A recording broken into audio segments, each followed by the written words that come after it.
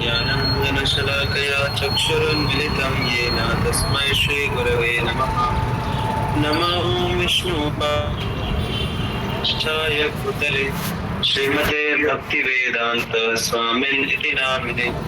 नमस्ते सारस्वते देवे गौरवाणी प्रचारिणे निर्विशेष शून्यवादी पाश्चात्य देश तारिणे। जय श्री कृष्ण चैतन्य प्रभु नित्यानंद श्री अद्वैत गदाधर श्रीवासादि गौर गोविंद। हरे कृष्णा कृष्ण कृष्ण हरे हरे, हरे राम राम राम हरे हरे।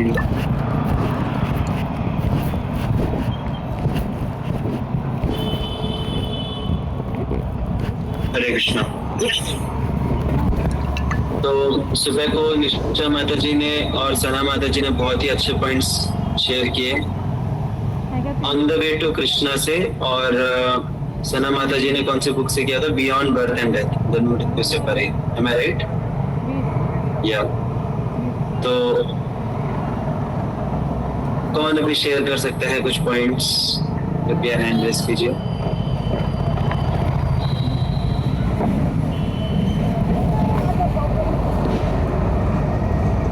चलिए 5 तक गिनूंगा मैं। अगर किसी ने हैंड रेज किया तो ठीक है, नहीं तो फिर देखेंगे क्या करना है। टिक 1, टिक 2, जय हो। हमारी ओपनिंग बैट्समैन की जोड़ी वापस से है अभी इधर ही, निशा Mata ji and Sana Mata ji. So first we would like to hear from Sana Mataji, and then after that Nisha Mataji can kindly share. Yes, Sana Mataji, please. Hare Krishna. So एक Basics of Bhagavad Gita book है, a thematic study of Bhagavad Gita. So this is a very nice presentation, पूरा step wise दिया हुआ है उसमें। इसमें से एक चीज़, मतलब वैसे तो काफ़ी सारी चीज़ें, बट एक चीज़ मुझे शेयर करनी है। तो एक चैप्टर है इसमें जिसमें पूरा मटेरियल क्रिएशन पे दिया हुआ है। मतलब चैप्टर का नाम है मटेरियल नेचर एंड टाइम। तो इसमें एक टॉपिक है जिसमें यूनिवर्स के बारे में डिस्क्राइब किया है। तो I read that our universe is thus like a tiny mustard seed. Okay, I'll start. Our universe is only one tiny universe among millions of others, many of which are far bigger than ours. Our universe is thus like a tiny mustard seed in a large bag of mustard seeds. All these universes together constitute the entire material world. Sri Chaitanya Mahaprabhu narrated one incident that about the four-headed Brahma of our universe approaching Lord Krishna in Dwarka. When Brahma entered Lord Krishna's room, he was astonished to see millions of other Brahmas and Shivas with large number of heads and countless Indras also. Other Brahmas and Shivas, by Krishna's mystic potency, could not see any other Brahma or Shiva. Only our four-headed Brahma, by Krishna's special arrangement, could see the others. All the Brahmas and Shivas offered their respects to Krishna, and with the latter's blessing they departed. But Krishna explained to the four-headed Brahma that his universe was the smallest among the vast multitude of universes, each of which was very large. The larger the universe, the larger the number of heads of Brahmas in that universe. Thus, there were Brahmas with thousands and even millions of heads, whose universes were trillions and trillions of miles wide. We can thus understand how absolutely tiny and insignificant we are in this material creation. This should bring about a sense of humility in all of us and make us realize how petty and worldly ambitions and plans are. हरे कृष्णा। सो ये जब मैंने पढ़ा था first time तो मुझे realise हुआ कि मतलब हम कितने टाइनी हैं। और मतलब जब हम ओवरऑल स्पिरिचुअलिटी के बाहर मटेरियल वर्ल्ड को देखते हैं तो ह्यूमंस को ये रियलाइज नहीं होता है कि मतलब हम ऐसा सोचते हैं कि हम तो चांद तक पहुंच गए और शायद सिर्फ अर्थ पे ही लाइफ है, तो वो रियलाइज नहीं होता है कि हम कितने टाइनी हैं। Spiritual life is much bigger than the material life, और एक ह्यूमिलिटी आ जाती है और फील होता है कि हम बहुत ही छोटे हैं और बहुत बहुत बड़ा है स्पिरिचुअल लाइफ। हरे कृष्णा। जय हो, वेरी अमेजिंग पॉइंट। हम कितने इनसिग्निफिकेंट हैं और ये दुनिया कितनी बड़ी है। तो ऐसा हमारे शास्त्र बताते हैं कि हमारा जो एग्जिस्टेंस है, अगर हम उसको भगवान के एग्जिस्टेंस से कंपेयर करें तो भगवान सूर्य के समान है और हम एक छोटी सी चिंगारी के समान है। चिंगारी भी मतलब ये सूर्य और चिंगारी को फिर भी कंपेयर कर सकते हैं, हमें और भगवान को कंपेयर ही नहीं कर सकते, इतना डिफरेंस है। जमीन आसमान का भी फर्क कम है उसके सामने, क्योंकि ये पूरा मटेरियल एग्जिस्टेंस इतना वास्ट है। उसमें से एक सिंपल सा, जैसे माता जी ने बोला, सिंपल सा छोटा सा यूनिवर्स है हमारा, और उस यूनिवर्स के बारे में हमको कुछ नहीं पता। वो यूनिवर्स ही हमारे समझ के कितना परे है। और ऐसे बहुत कॉम्प्लेक्स यूनिवर्सेस हैं हमारे, जैसे माता जी बोले कि हमारे ब्रह्मांड के जो ब्रह्मा जी हैं उनके सिर्फ 4 सिर हैं, वैसे और भी ब्रह्मांड हैं जिनके जो ब्रह्मा जी उनके हजारों सिर हैं, हजारों लाखों सिर हैं। मतलब उनमें कितना कॉम्प्लेक्स सिस्टम्स होंगे। और ये सारे के सारे ब्रह्मांड शेषनाग के सिर के ऊपर ऐसे मस्टर्ड सीड्स की तरह हैं, सरसों के सीड्स की तरह। और ये शेषनाग कौन है? ये शेषनाग विष्णु, भगवान विष्णु के ये है अवतार, मतलब नारायण के एक एक्सपेंशन है। और नारायण कौन है? नारायण कृष्ण के एक एक्सपेंशन के एक्सपेंशन के एक्सपेंशन के एक्सपेंशन। अब सोचिए कृष्ण कितने ग्रेट होंगे, हाउ ग्रेट कृष्णा इज। हमको लगता है कि कृष्ण तो ऐसे छोटे से हैं, बाल गोपाल, लेकिन कृष्ण जो है उन्होंने खुद को वैसे मैनिफेस्ट किया है जिससे कि हम उनकी सेवा कर पाए। इनफैक्ट जो जगन्नाथ जी जब रथ पे बैठते हैं, हमारे जो जगन्नाथपुरी वाले जगन्नाथ जी जब रथ पे बैठते हैं, तो उनके गुणगान में उनको वामन करके पुकारा जाता है कि ये वामन के रूप हैं। वामन क्यों? वामन मतलब छोटा अवतार। तो भगवान ने वामन अवतार लिया था, उसमें छोटे से हो गए थे वो, और फिर बाद में जब जरूरत पड़ी तो पूरे ब्रह्मांड को उन्होंने लांग लिया। तो इसी प्रकार से जगन्नाथ जी के लिए जो रथ है इतना बड़ा, इतना विशाल रथ रहता है, लेकिन वो भी छोटा है भगवान के लिए, इसलिए उनको वामन बोला जाता है कि भगवान एडजस्ट कर रहे हैं उसमें, छोटे से रथ में। तो अब सोचिए, एक चिंगारी अगर सोचती है कि मैं सूर्य को अचीव करूंगी, तो क्या चिंगारी सूर्य को अचीव कर सकती है? नहीं, चिंगारी तुच्छ है सूर्य के सामने ना। उसी प्रकार से हो गया कि कोई छोटा सा बच्चा बोल रहा है कि मैं चांद को छू लूंगा। क्या कोई छोटा सा बच्चा चांद को छू सकता है? इम्पॉसिबल। एक ही केस में पॉसिबल है, जब चांद उसके पास आ जाए, चांद की इच्छा हो जाए उस बच्चे को छूने की, या फिर सूर्य जो है, सूर्य अगर कृपा कर दिया तो चिंगारी उनको छू सकती है। अब सोचिए, कृष्ण जो है वो इतने विशाल हैं, इतने विशाल हैं, और हम इतने तुच्छ हैं, और फिर भी वो कृष्ण हमारा पर्सनली केयर लेते हैं अगर हम भक्ति करते हैं तो। ये मतलब इट्स बियॉन्ड अवर इमेजिनेशन, हम इसको सोच ही नहीं सकते। इतने महान है भगवान और हम इतने तुच्छ हैं, फिर भी भगवान हमारी पर्सनली केयर लेते हैं। तो हमें विनम्रता आनी चाहिए कि हम कुछ भी नहीं है। हमारी जो दिक्कतें हैं, हमारे जो अकम्पलिशमेंट्स हैं, हम खुद को बहुत बड़ा तोप समझते हैं, कुछ भी नहीं है, right? So that should make us humble. और हम्बल का मतलब ये नहीं कि हम बस डिप्रेशन में आके बैठ जाए कि अरे मैं तो कुछ भी नहीं कर सकता, तुच्छ हूँ मैं। हम्बल का मतलब होता है, anyone knows what is the definition of humility? विनम्रता का परिभाषा क्या होती है?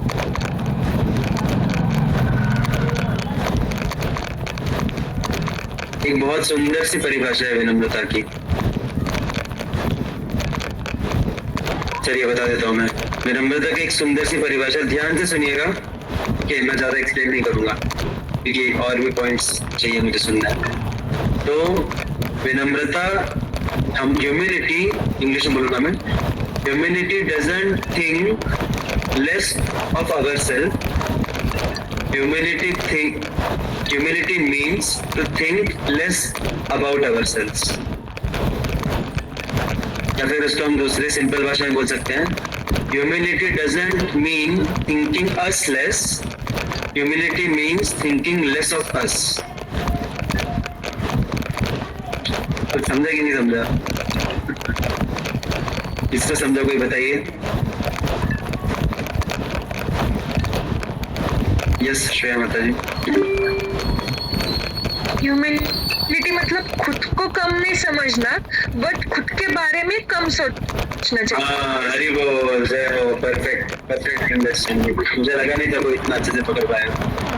तो ह्यूमिलिटी मतलब खुद को कम नहीं समझना, लेकिन खुद के बारे में कम सोचना, मतलब खुद से ज्यादा भगवान पे भरोसा करना कि हम कुछ नहीं कर सकते, लेकिन भगवान करवा रहे हैं, जो भी करवा रहे हैं भगवान करवा रहे हैं, और भगवान की इच्छा होगी तो भगवान बहुत कुछ करवा सकते हैं हमसे। लेकिन अगर हमने कुछ कर लिया तो ये नहीं समझना कि हम कर रहे हैं, हम कुछ भी नहीं है, हम तुच्छ हैं, राइट? तो humility means does not mean thinking ourselves less, humility means thinking less of ourselves. So that is a humility definition. हरे कृष्णा। तो जब व्यक्ति विनम्र हो जाता है तो और ज्यादा पावरफुल हो जाता है वो, क्योंकि वो अपने शक्ति के ऊपर आधारित नहीं रहता, वो भगवान की शक्ति के ऊपर आधार लेता है, भगवान की शक्ति का आश्रय लेता है। Okay, so now I would request Nisha Mataji to kindly share some points. हरे कृष्णा।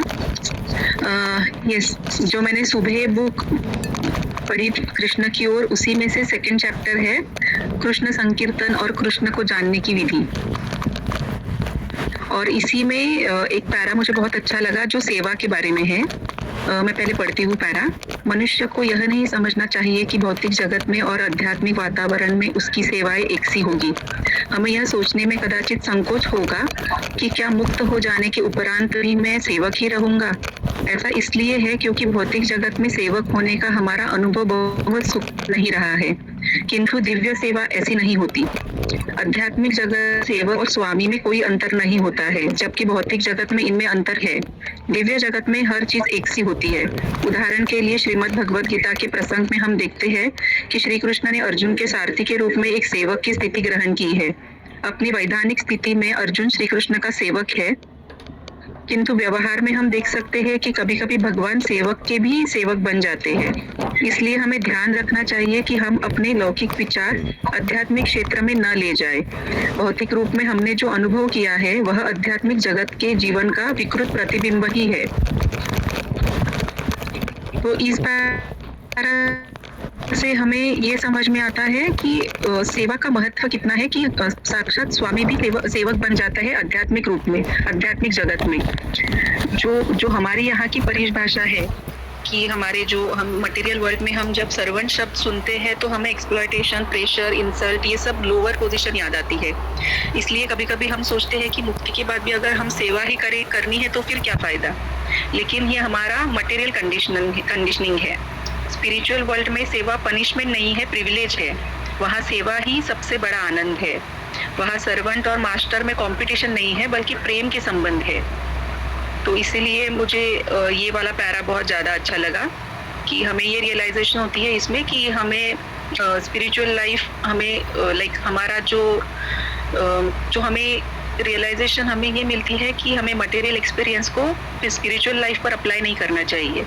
यहाँ का एक्सपीरियंस एक विकृति है, मतलब एक विकृत प्रतिबिंब है, और स्पिरिचुअल वर्ल्ड की हर वस्तु, हर संबंध और हर सेवा शुद्ध, निष्काम और आनंदमय होती है। सो हरे कृष्णा। जय हो, हरि हो। Amazing point. Thank you so much Isha माता जी। स्पेशली आपने ये जो सेंटेंस बोला कि आध्यात्मिक सेवा जो है वो एक बोझ नहीं है, वो एक प्रिविलेज है। वो एक प्रिविलेज को क्या बोलते हैं हिंदी में? एक सुनहरा मौका है वो आनंद की प्राप्ति का। तो हमें भौतिक संसार के जो हमारे कंसेप्शन है उसको आध्यात्मिक संसार में नहीं लगाना चाहिए। कुछ रिलेशन ही नहीं है दोनों में। भौतिक संसार और आध्यात्मिक संसार की जो डीलिंग्स है उसमें कुछ रिलेशन नहीं है। तो यहाँ पे जैसे माता जी बोलेंगे, यहाँ पे एक्सप्लॉयटेशन, जब सेवक शब्द सुनते हैं मतलब उसको कोई तो एक्सप्लॉइट करेगा, उसको हमेशा दबा के रखेगा एंड ऑल दैट, उसका हमेशा मेहनत करनी पड़ेगी और उसको कुछ सुख नहीं मिलेगा। ये मटेरियल वर्ल्ड का अंडरस्टैंडिंग है सेवक का। लेकिन आध्यात्मिक जगत में असली आनंद तो सेवक ही लूटता है, इतना ज्यादा कि भगवान को खुद को इंफीरियोरिटी हो जाता है। जब भगवान अपने सेवकों को देखते हैं, भगवान को इंफीरियोरिटी कॉम्प्लेक्स हो जाता है कि अरे मैं भगवान हूँ, सबसे ज्यादा आनंद तो मुझे मिलना चाहिए, लेकिन मुझसे ज्यादा आनंद इन सेवकों को मिलता है। तो उस आनंद के प्राप्ति के लिए फिर भगवान, उस आनंद के अनुभव के लिए भगवान फिर सेवक का भाव ग्रहण करते हैं चैतन्य महाप्रभु के रूप में। तो आपने भी एक्सपीरियंस किया होगा कि हम इस संसार के किसी साधारण व्यक्ति के अंतर्गत हम सेवा करते हैं या जो भी करते हैं काम, और जब हम उसकी जगह हम भगवान की सेवा करते हैं कृष्णा कॉन्शियसनेस में, आप लोगों में से काफी लोगों ने सेवा की है, तो क्या समान भाव रहते हैं? नहीं। जब हम कृष्ण सेवा करते हैं तो एक अलग आनंद की बात रहती है।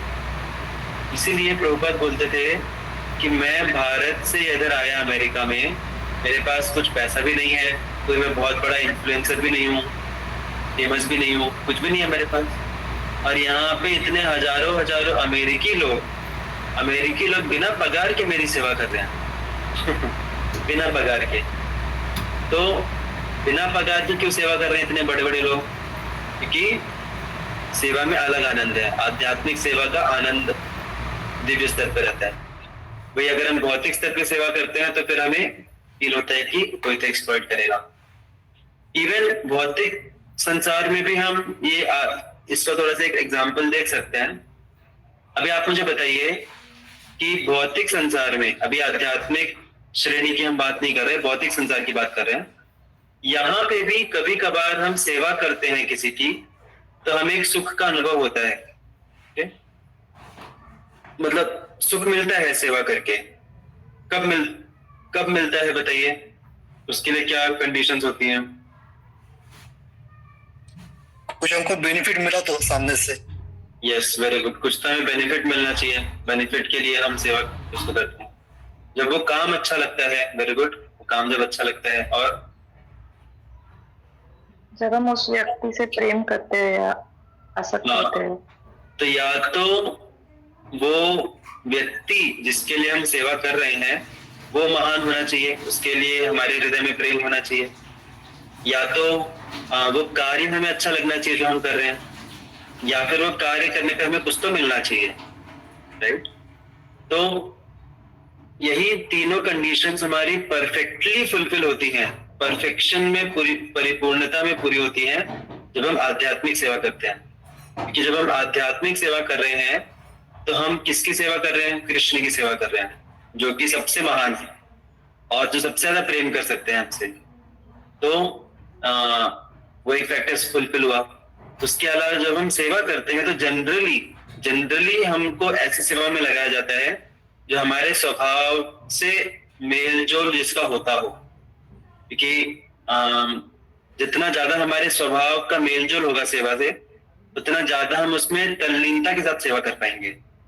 तो जनरली ऐसा पाया जाता है कि सेवा जो रहती है हमारे स्वभाव के हिसाब से दी जाती है, और कभी अगर नहीं भी दी जाए, हमारे स्वभाव के विपरीत भी दी जाए, तो बाकी के दो फैक्टर्स हैं कि हम किन की सेवा कर रहे हैं वो हमें याद रखना चाहिए, और सेवा करके मिलेगा क्या वो हमें याद रखना चाहिए। तो जब हम सेवा करते हैं तो सेवा करने के बाद क्या मिलता है हमको? सेवा करने से क्या मिलता है? मेवा, आनंद, क्या? हाँ, आनंद मिलता है, सेटिस्फेक्शन मिलता है, खुशी मिलती है, सेटिस्फेक्शन मिलता है, और खुशी मिलती है। हाँ, क्या मिलता है? खुशी मिलती है सेवा करने से। हाँ, समझा नहीं गीता माता जी क्या बोल रहे हैं। खुशी प्रभु जी, खुशी मिलती है, मतलब सुख का अनुभव होता है, मतलब कि सेवा किया किसी को तो अपने को अच्छा लगता है, सुख मिलता है, शांति मिलता है। और कुछ जैसे कुछ कमाया क्या हमने? जैसे किसी की भौतिक स्तर पे सेवा करते कुछ तो कमाते हैं ना। हाँ, तो जब हम भगवान की सेवा करते हैं तो हम भगवान का आशीर्वाद कमा रहे हैं, और हम क्या कमा रहे हैं, हम आध्यात्मिक पुण्य कमा रहे हैं, इसको सुकृति बोलते हैं। तो सुकृति कमा रहे हैं हम, उससे हमें भगवान प्राप्त होंगे, राइट। तो जब हम सेवा करते हैं तो सेवा करके भी हम कुछ तो कमाते हैं। तो पहली बात, जब हम भक्तिमय सेवा करते हैं तो हम सबसे महान व्यक्ति की सेवा कर रहे हैं, जो सबसे ज्यादा प्रेम करते हैं हमसे, वो सेवा भी हमें अच्छी लगती है करने में। और तीसरी बात कि हमको हमारी कमाई भी होती है। वो कमाई क्या है? वो कमाई है श्रद्धा, वो कमाई है भगवान का आशीर्वाद, वो कमाई है सुकृति। सो ये चीजें हम कमाते हैं। तो very nice point shared by both Sana Mata ji and Visha Mata ji. Thank you so much. Yes, Mamta T Mata ji, you have raised your hand.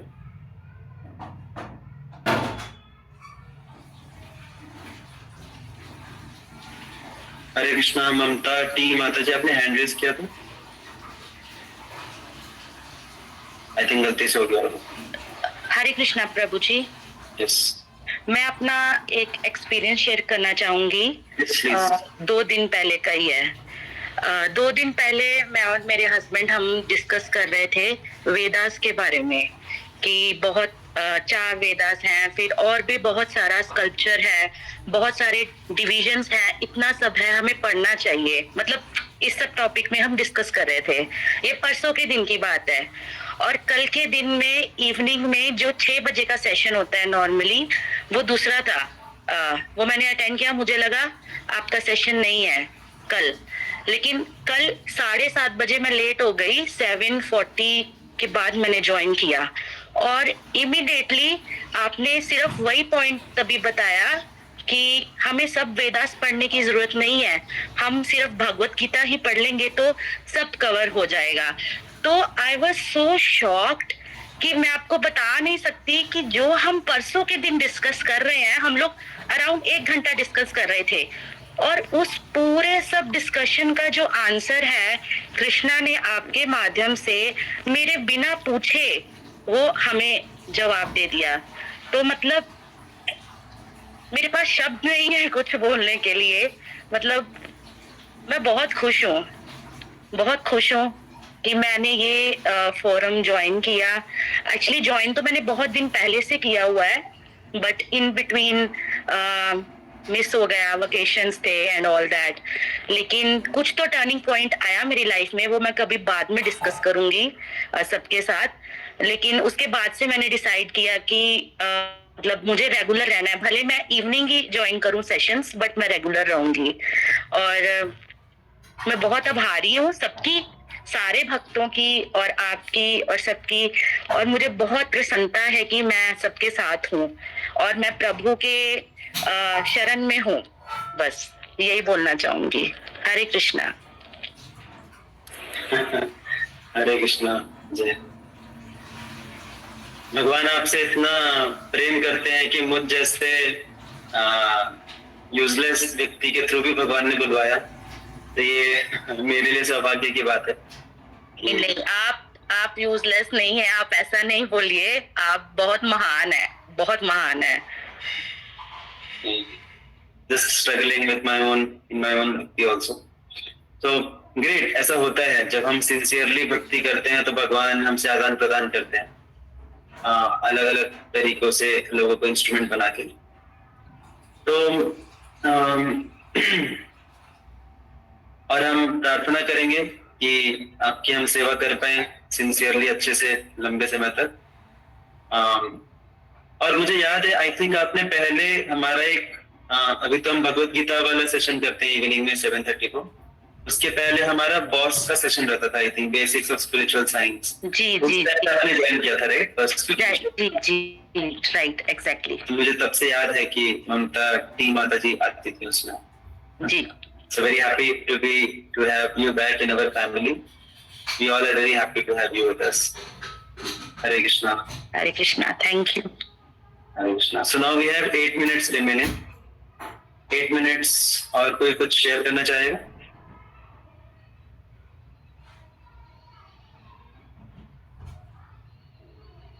Either from any book or any of your personal experience. बोल दो, अभी मौका है, अभी पूरे हफ्ते भर आपको मौका नहीं दिया जाएगा बोलने का। जो बोलना है अभी बोल दो, हफ्ते भर सिर्फ सुनना है।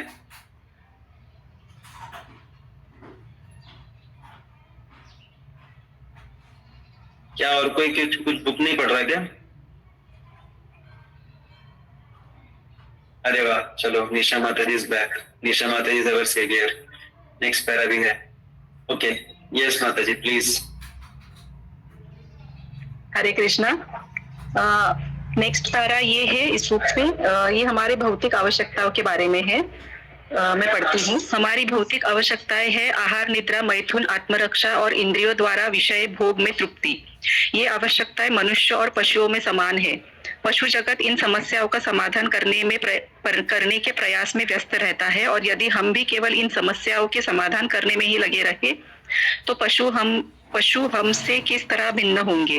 परंतु मनुष्य में एक विशेष योग्यता भी है जिससे वह दिव्य कृष्णा भावनामृत विकसित कर सकता है, परंतु यदि वह ऐसा नहीं करता तो वह पशु श्रेणी में ही रहता है। आधुनिक सभ्यता का यह एक महान दोष है कि उसमें जीवन निर्वाह संबंधी इन समस्याओं को हल करने पर बहुत अधिक बल दिया जाता है। आध्यात्मिक जीव होने के कारण हमारा यह अनिवार्य कर्तव्य है कि हम अपने आप को जन्म मरण के बंधन से बाहर निकालें। अतः हमें सावधान रहना चाहिए कि मनुष्य जीवन का जो विशेष अवसर हमें मिला है वह कहीं चूक ना जाए। श्री कृष्ण स्वयं गीता का उपदेश देने के लिए और कृष्ण भावना भावित बनने में हमारी सहायता करने के लिए आते हैं। और इसमें कृष्ण प्राप्ति की बहुत सरल विधि भी लिखी है। श्रवणम कीर्तनम, भगवन नाम का श्रवण और कीर्तन हमें सुनने के अतिरिक्त और कुछ नहीं करना है। ध्यान से सुनने पर आत्मज्ञान की प्राप्ति निश्चित है। श्री कृष्ण अवश्य ही हमारी सहायता करेंगे क्योंकि वे हमारे हृदय में विराजमान है। तो ये प्यारा बहुत ही अच्छा लगता है कि इसमें जो ये 4 एक्टिविटीज बताई है, आहार, निद्रा, भय, मैथुन, ये 4 एक्टिविटीज एनिमल्स और ह्यूमंस में कॉमन नीड्स है। लेकिन अगर हम अपनी पूरी लाइफ इन बेसिक नीड्स की फुलफिल करने में लगा देंगे तो बेटर फूड, मतलब जैसे कि better food, better house, better comfort, better security, तो फिर हम में और पशुओं में कुछ भी अंतर नहीं रह जाएगा। इसलिए श्रील प्रभुपाद बता रहे हैं यहाँ पे कि ह्यूमन लाइफ की रियल क्वालिफिकेशन है कृष्ण भावना भावित की डेवलपमेंट करना। तो यही क्वालिटी हमें एनिमल से अलग बनाती है। ह्यूमन बर्थ सिर्फ सर्वाइवल के लिए नहीं है, बल्कि कृष्ण को जानने और उनके पास वापस जाने के लिए हमें मिला है। दूसरी रियलाइजेशन ये है कि मॉडर्न सिविलाइजेशन में सिर्फ मटेरियल प्रॉब्लम सॉल्व करना सिखाती है हमें, लेकिन असली प्रॉब्लम है जन्म मृत्यु का ये जो चक्र है जिसमें हम फंसे हैं, इससे बाहर निकलना। तो ये भी हमें सिर्फ मनुष्य जीवन में ही हमें इसका अवसर मिलता है कि हम कृष्ण भक्ति करके, नाम जप करके, कीर्तन करके, श्रवणम कीर्तनम करके हम कृष्ण के और करीब जा सके। और इसमें श्री कृष्ण, अगर हम एक स्टेप आगे जाते हैं तो श्री कृष्ण अवश्य हमारी सहायता करते हैं। हरे कृष्णा। जय हो। वेरी नाइस पॉइंट कि ह्यूमन लाइफ कितना इंपॉर्टेंट है। वेरी नाइस रिफ्लेक्शन माता जी शेयर। तो मेरा आप सभी से एक सवाल है, माता जी से भी सवाल है कि ठीक है, कोई व्यक्ति बोलेगा कि ठीक है, हम भी एनिमल ही हैं, अल्टीमेटली हम भी तो एक एनिमल ही है ना, जैसे सारे अलग अलग पशु हैं ऐसे हम भी एक पशु हैं। तो ऐसे कुछ अलग करने की क्या जरूरत है? बस खाओ पियो, आहार, निद्रा, भय, मैथुन करो बस।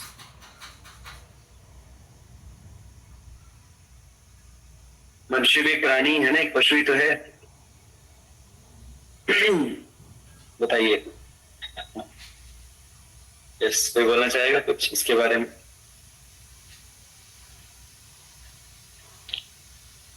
प्रभु जी, हमें दिमाग या ब्रेन इसके लिए ही शायद भगवान ने दिया है कि हमें सोचने समझने की बहुत ज्यादा शक्ति है एज कंपेयर टू बाकी जो पशु हैं। तो अगर हम अपनी सोच समझ, अच्छे विचार है जो हम अच्छे जगह पे लगाएं, भक्ति करें, मतलब हमें ये जन्म ही इसलिए मिला है, हम इस अर्थ प्लेन पे इसके लिए आए हैं ताकि हम प्रभु को प्राप्त कर सके। जो हम पिछले जन्मों में नहीं कर पाए हैं वो हम इस जन्म में कंप्लीट कर सके, अपना जो साइकिल है वो कंप्लीट करें, मुझे ऐसा लगता है। और हमारा मेन मकसद ही इस अर्थ पे जन्म लेने का यही है कि हम जो अपने कार्य है वो कंप्लीट करे, जो नहीं कंप्लीट है अपनी गलतियां सुधारे, जो पिछले जन्म में गलतियां की हैं वो इस जन्म में सुधारे और ये साइकिल को कंप्लीट करे और आगे जाए। आगे कहाँ जाए? प्रभु की शरण में। Thank you. तो एग्जैक्टली माता जी हैज हिट द पॉइंट कि हमें ज्यादा बुद्धि दी है, बाकी के जितने भी जानवर हैं उनसे ज्यादा बुद्धि दी है हमें, और अगर हम उस बुद्धि का सदुपयोग नहीं करेंगे तो उसका दुरुपयोग करेंगे डेफिनेटली। और दुरुपयोग कैसे करेंगे? जो बेचारा अच्छा खासा प्रकृति हमें खाना पीना दे रहा है उसमें केमिकल्स पे केमिकल्स डालेंगे, फिर जो अलग अलग प्रकार के अनुसंधान करके हम ऐसे अलग अलग बॉम्ब्स बनाएंगे, फिर ऐसे ऐसे चीजों का आविष्कार करेंगे जो कि हवा को प्रदूषित करे, पानी को प्रदूषित करे, हर चीज को प्रदूषित करे। ऐसा बोला जाता है कि आज के जमाने में जो मनुष्य है वो हवा में भी उड़ सकता है, वो पानी में भी जा सकता है, लेकिन जमीन पे चलने लायक उसने छोड़ा नहीं पृथ्वी को। कि जमीन पे चलेंगे तो सांस कौन सी लेंगे? सारी अपनी प्रदूषित हवा लेंगे। और उसके अलावा फिर और बुद्धि का सही जगह इस्तेमाल नहीं करेंगे तो फिर हम अपने शरीर के साथ आर्टिफिशियल चीजें करेंगे, जेंडर्स चेंज करेंगे। कोई व्यक्ति पुरुष से स्त्री बन जाता है, फिर वापस से कुछ तो करके वापस से पुरुष बन जाता है। फिर अलग अलग प्रकार से अलग अलग मेडिसिन पिल्स बनाएंगे, स्लीपिंग पिल्स, फिर डिप्रेशन में जाएंगे लोग, एंजाइटीज, ओवर एंजाइटीज, फिर अननेचुरल लाइफस्टाइल जिएंगे, रात में जगेंगे। अभी जानवरों को भगवान ने कम दिमाग देके अच्छा किया उनके साथ, वो बेचारे प्रकृति को पालन करते हैं। जैसे ही सूरज ढला सो जाते हैं सबके सब। एक ही जानवर है जो रात भर जगता है, और वो कौन है? मतलब ऑफकोर्स उल्लू भी है, बट उल्लू के अलावा और एक प्राणी है जो कि मनुष्य, जो कि रात भर जगता है, दिन भर सोता है। क्योंकि बुद्धि दी है ना भगवान ने। अभी बुद्धि को यूज नहीं करेंगे सही जगह पे, तो बुद्धि पे कहीं भी लगाएंगे हम बुद्धि को कि चलो अभी नियम जो बनाए हैं प्रकृति ने उनको तोड़ने में हम बुद्धि लगाएंगे अपनी। नियम के पीछे कौन है उसको समझने के लिए बुद्धि नहीं लगाई अगर, तो नियम को तोड़ने में बुद्धि लगाएंगे। तो इसीलिए बहुत जरूरी है कि हम अपनी बुद्धि का इस्तेमाल करें, बेसिक अपनी आहार निद्रा भाई मैथुन को मेंटेन करें। उसके साथ साथ जो एक्स्ट्रा बुद्धि है हमारी उसको हम आध्यात्मिक इंक्वायरी में, ब्रह्म जिज्ञासा में लगाएंगे। वो नहीं होगा तो वो बुद्धि हमारे विनाश का कारण बनेगी। जैसे कई बार आपने देखा होगा कि अगर हमने मोबाइल को ओवरचार्ज कर दिया, मोबाइल को अगर जितना चार्जिंग होना चाहिए उससे ज्यादा देर तक चार्जिंग पे लगा के रखा, तो धीरे धीरे क्या होता है, उसकी बैटरी फूल जाती है, मोबाइल खराब हो जाता है। तो वैसे ही हमें बुद्धि ज्यादा है, एक्स्ट्रा बुद्धि है हमारे पास बाकी पशुओं में, और वो एक्स्ट्रा बुद्धि हम कहाँ लगा रहे हैं? वो एक्स्ट्रा बुद्धि हम आहार निद्रा भय मिथुन में ही लगा रहे हैं, और उसको लगा के उसको पूरा सड़ा दे रहे हैं। मतलब हम लोग, मतलब अगर हम कॉमन भाषा में बोले तो आहार हमारा आजकल का खराब हो गया पूरा, right? I don't think I need to speak on that. सबको पता है आजकल हमारा आहार कितना खराब हो गया, क्योंकि बुद्धि को लगा के खराब कर दिया उसने। ओवर इंटेलिजेंस, ओवर स्मार्टनेस लगा के, तो आहार खराब कर दिया, निद्रा खराब कर दिया। आजकल लोगों की निद्रा उड़ी हुई है, नींद नहीं आती लोगों को, स्लीपिंग पिल्स लेना पड़ता है, राइट? और नींद आ भी रही है, बेचारी नींद आ भी रही है किसी को, तो वो सो ही नहीं रहा, रात भर जग रहे हैं। फिर उसके अलावा फिर भय, इतने सारे बॉम्ब्स वगैरह बना दिए, राइट? और उसके बाद अलावा मैथुन लाइफ में ऐसे आर्टिफिशियल तरीके अलग अलग निकाल लिए, और gender manipulation, hormonal manipulation, contraceptives, ये सब क्या है? ये सब अननेचुरल वे ऑफ लाइफस्टाइल है। क्यों? क्योंकि हमें बुद्धि ज्यादा दी है, और बुद्धि का कहीं ना कहीं तो उपयोग होना चाहिए। तो इसीलिए हम आहार निद्रा भय मैथुन में लगा के उसको, जैसे बैटरी को फूल जाती है पूरी एक्स्ट्रा पावर लगने पे, वैसे हमारा आहार निद्रा भय मैथुन जानवरों से बदतर हो गया है। जानवर भी बेचारे थोड़ा ठीक ठाक खा लेते हैं, उनको कभी जो नीड रहता है उतना खाते हैं, आराम से रहते हैं वो।